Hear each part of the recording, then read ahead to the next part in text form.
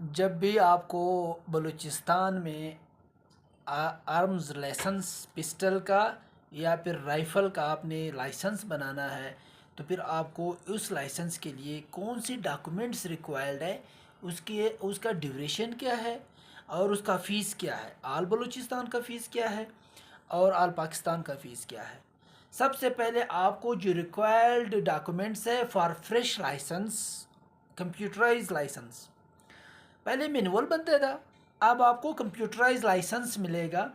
सबसे पहले आपका लोकल बलूचिस्तान का होगा, सुबह सुबह बलूचिस्तान का लोकल होगा। ये नहीं देखा जाएगा कि आप किस शहर से है, नहीं, आपको आल पाकिस्तान का जब लाइसेंस मिलेगा या आल बलूचिस्तान का कंप्यूटराइज लाइसेंस मिलेगा, ये आपको कहाँ से बन के दे रहा है। फ़िलहाल ये पशीन में भी बनना शुरू हुआ है, जहाँ तक मैंने सुना है।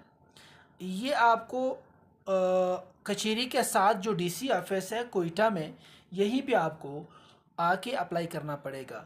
अब रिक्वायर्ड डॉक्यूमेंट्स क्या है, आपका ओरिजिनल लोकल या डोमिसाइल होगा बलूचिस्तान का, आपके पास ओरिजिनल सैनासी आपके पास होगा, अपने पास रखें।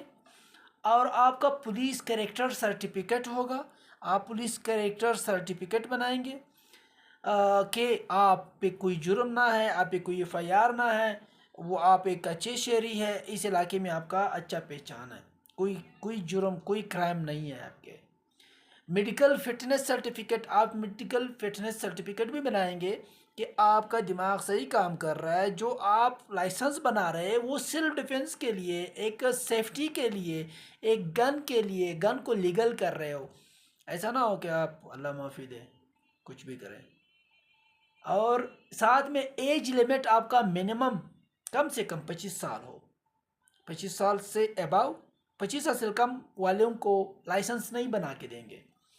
और आल बलूचिस्तान का जो फ़ीस है वो 16,500 है, और आल पाकिस्तान का जो फ़ीस है वो 19,500 है, 3,000 का फ़र्क है।